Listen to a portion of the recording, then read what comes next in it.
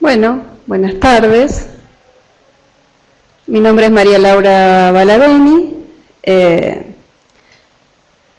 Están cursando conmigo la asignatura ética para esta carrera tan humana como es gerontología, que espero que la estén llevando con las expectativas que ustedes se crearon a estos efectos. La idea de hacer estos videos es para poder de alguna manera acercarnos un poco más y que mediante ellos puedan consultar las veces que sea necesario y establecer un vínculo que quizá la virtualidad tiene muy buenas cuestiones, muy buenas cosas, pero le falta el acceso a lo personal. Así que así tratamos de completar esta educación que tanto ustedes como nosotros estamos llevando adelante.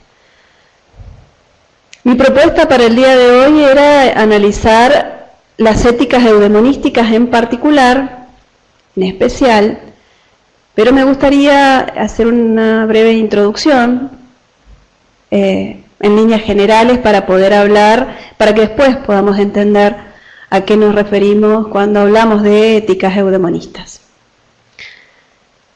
Los primeros encuentros, las primeras lecturas, ya les dejó en claro esta distinción de los términos ética y moral, que en un principio etimológicamente significaron lo mismo, voces latinas y griegas que a pesar de ser raíces diferentes, de provenir de raíces diferentes, intentaban significar lo mismo. Es decir, intentaban hacer referencia al modo de ser de una persona, a la costumbre, al carácter en el sentido de distinguirlo del temperamento, ¿no? Al carácter en el sentido de qué hacemos nosotros con el temperamento. Es decir, forjar nuestro carácter, hacer nuestro carácter. Y entonces, si bien, digo, estas voces diferentes significaban lo mismo, la diacronía de los términos hizo que hoy se le atribuyan diferentes significados sin que eso signifique que no tengan nada que ver, que no tengan puntos en común.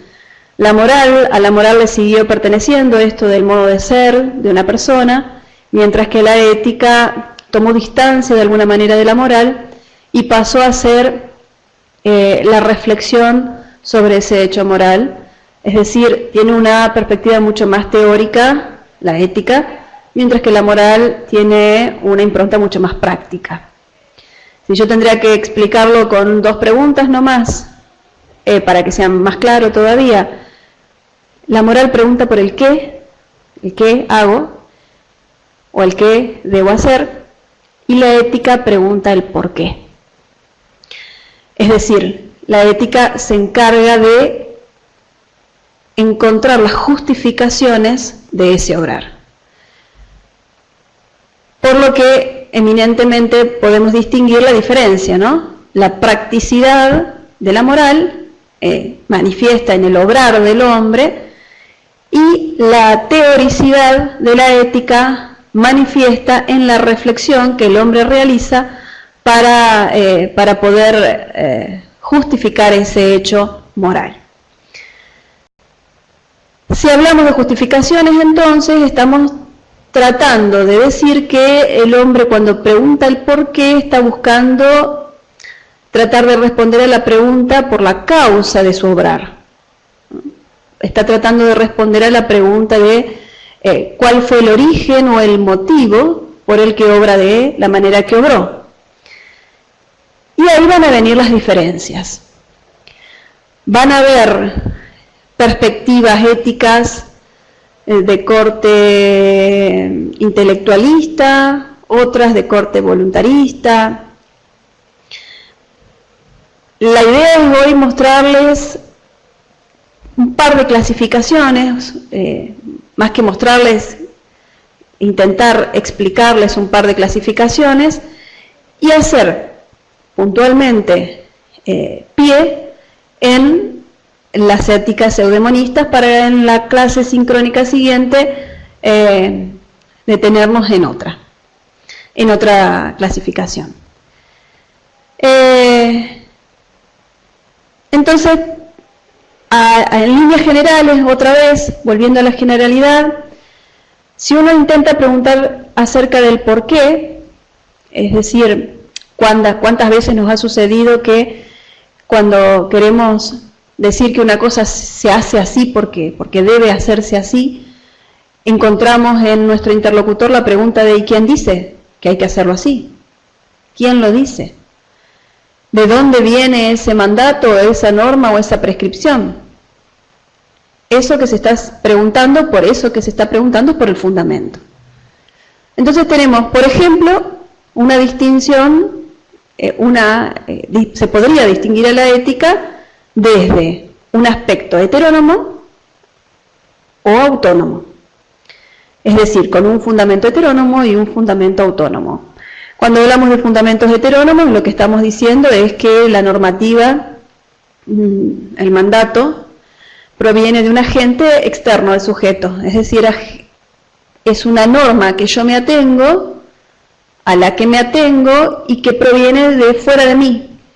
Esa norma puede ser Dios, mejor dicho, el autor de esa norma puede ser Dios o puede ser la misma naturaleza. Ya ahí nos estamos posicionando, en el primer caso, por ejemplo, en la edad medieval, en la etapa medieval, con la filosofía cristiana, por ejemplo. Mientras que si tenemos como autor del mandato o de la ley a la naturaleza, lo que los griegos llamaron physis, estamos mencionando ya a una edad anterior, en la edad antigua precisamente, la edad en donde la filosofía se funda en Grecia, antes de Cristo. Entonces ahí ya tenemos una posible clasificación que se distingue, por un lado, en un mandato heterónomo. La ley yo no me la impongo, sino que acato una normativa que proviene de fuera de mí. Mientras que su oposición es la que corresponde al mandato autónomo, es decir, el cumplimiento de una norma impuesta por uno mismo. Esta autonomía es manifiesta en la Edad Moderna. Kant es el gran representante de esta corriente, que nosotros vamos a dar también a conocer como una ética deontológica o también llamada ética formal. Así que, ahora retomo, pero por un lado tenemos las fundamentaciones autónomas y heterónomas. Otra clasificación posible sería también esta que acabo de mencionar como última, en donde no importa tanto qué es lo que se manda, sino cómo se manda, y estoy hablando precisamente de las éticas formales, como las mencioné ahora, junto con su par, las éticas de contenido. Las éticas de contenido o éticas materiales hacen referencia, sí, a mandatos explícitos, como por ejemplo no robar, no matar, no mentir. Mientras que en el caso de las éticas deontológicas o formales, no importa tanto qué es lo que hay que hacer, sino cómo.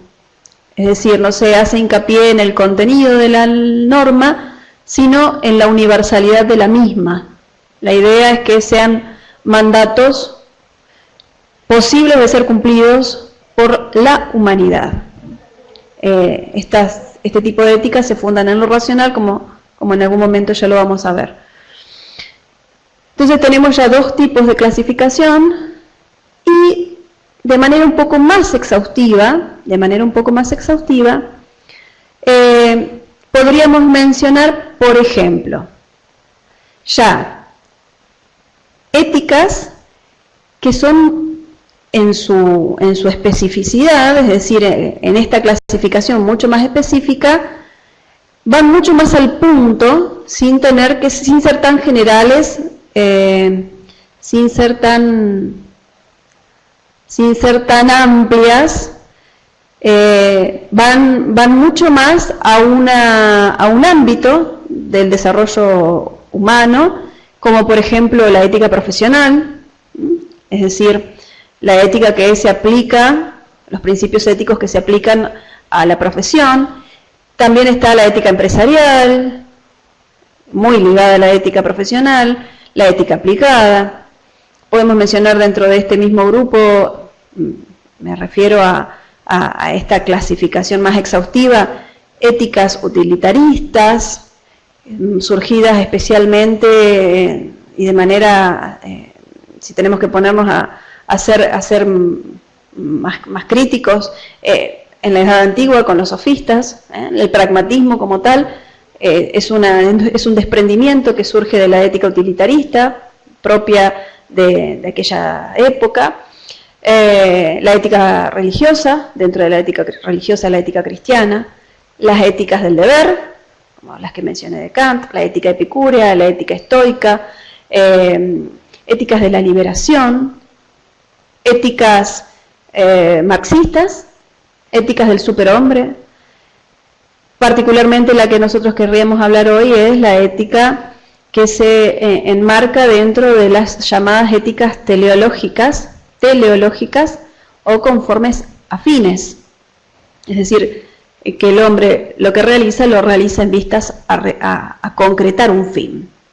Dentro de las éticas teleológicas hallamos a las éticas eudemonistas, y junto a las eudemonistas también podemos hallar a las éticas hedonistas. En unos minutos, en todo caso, haremos una distinción respecto de lo que sería el eudemonismo por un lado y el hedonismo por el otro.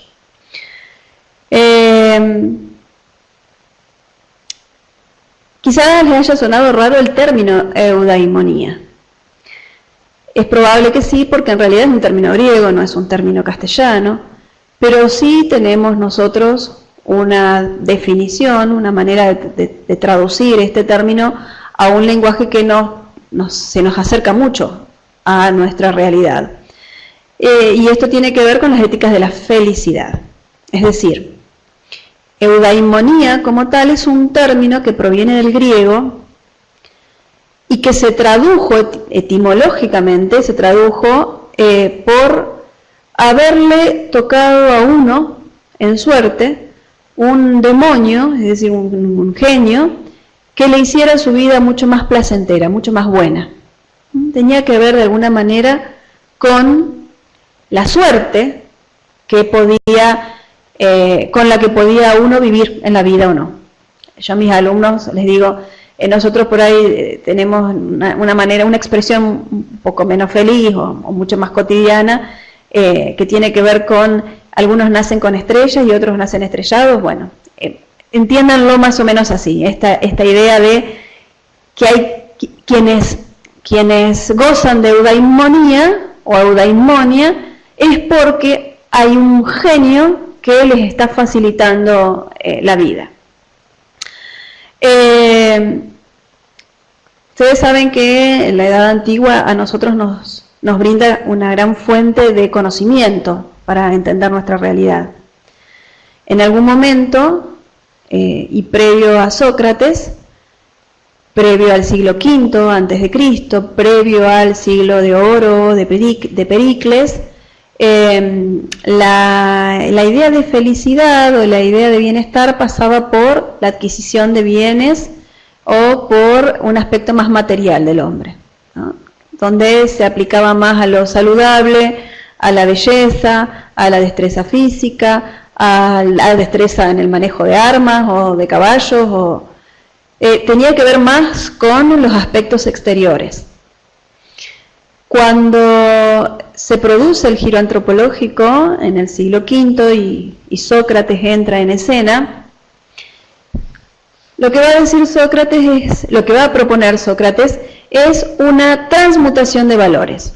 Él va a proponer que los valores que antes estaban en la cúspide de la escala de valores, para los hombres griegos, hicieron una inversión, por eso decía una transmutación, hicieron una inversión, es decir, que los que realmente fueran importantes eran los que antes se tenían como los menos, ¿no? los más desprestigiados.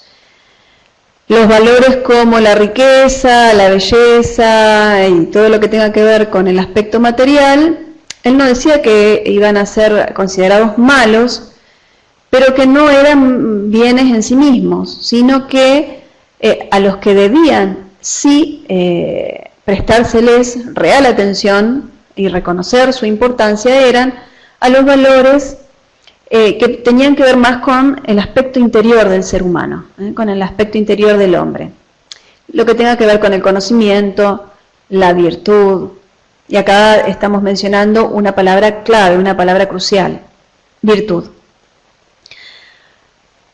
¿Por qué dice Sócrates esto? ¿Por qué propone Sócrates esta transmutación de valores? Sencillamente por su concepción de hombre. El aspecto, el conocimiento que Sócrates puede llegar a tener del hombre, su concepción antropológica, dista mucho de lo que significaba para los griegos antiguos a él. Lo que Sócrates dice en relación a qué es el hombre, cuando él pregunta esta pregunta, su respuesta pasa por un hecho innovador, una respuesta innovadora. El hombre es su alma. Cuidar al hombre entonces será cuidar su alma. Y fíjense qué extraordinario, ¿no? Porque es mucho más fácil cuidar al cuerpo. De hecho, cuando uno quiere cuidarse de no enfermarse, por ejemplo, sabe qué tiene que hacer. Abrigarse, comer saludablemente o tener cierta conducta, dormir bien, por ejemplo, una X cantidad de horas. Pero ¿qué hacer si nuestra concepción de hombre no pasa por lo corporal, sino por lo espiritual? ¿Cómo cuidamos al hombre si su esencia, es decir, si aquello por lo cual el hombre es considerado hombre, es su alma? Es una pregunta que la verdad que hasta hoy es válida.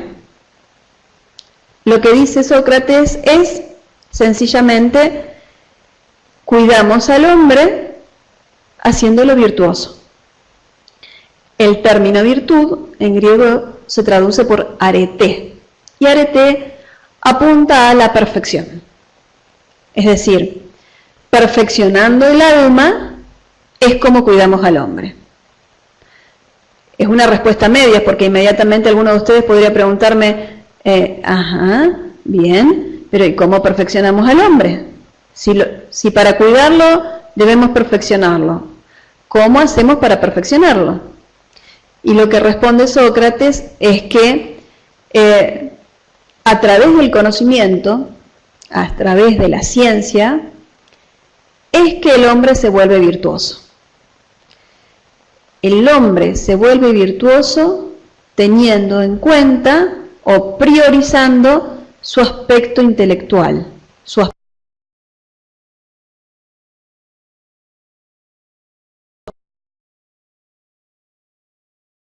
aspecto intelectivo. No en detrimento de su aspecto corpóreo. No es que no hay que atender a lo corpóreo, sí que hay que comer, sí que hay que dormir, sí que hay que tener una conducta saludable, pero eso no manifiesta de manera real nuestra esencia. Ahora, si yo consigo ser un hombre virtuoso, alcanzaré la eudaimonia, alcanzaré la felicidad. Para Sócrates la felicidad pasa por un estado de ordenamiento del alma, Para Sócrates la felicidad no pasa precisamente por no tener problemas materiales, pasa por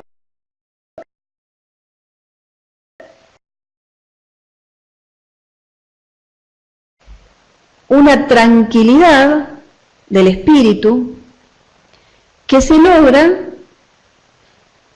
en posesión de llevar adelante una frase muy conocida también para Sócrates, el conócete a ti mismo.